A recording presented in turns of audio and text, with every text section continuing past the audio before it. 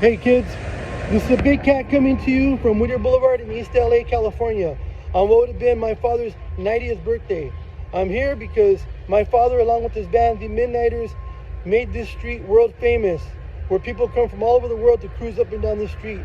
When I was a teenager, the street used to be packed in both directions, from East LA all the way to Pico Rivera, until the cops would shut it down.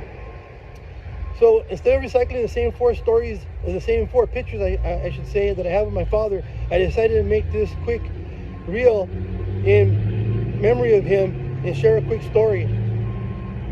So years ago, before my father passed away, I was talking to one of our great friends, Manuel, and I was sharing with Manuel how I met cousins I never knew about at my Uncle Bobby Torres' funeral. My Uncle Bobby passed away before my father did. And Manuel said, well, you know, your father also has some kids you don't know about. And I was shocked and, surprised. I wasn't in disbelief. I won't say I was in disbelief because, my father was in the music industry. My father was in the Marine Corps. He traveled all over the place. So Manuel said, yeah, he has two more sons. They used to live over here in El Monte, and I met them back in the 80s. And I said, oh, okay, well, that's pretty wild. So I went and I talked to my dad at the convalescent home, and my father said, oh, no, mijo, I only been with 3 women my whole life. And, I laughed and I said, Dad, the life that you've lived, you only been with 3 women? He said, yeah, I was with your mother, which, okay, they were married.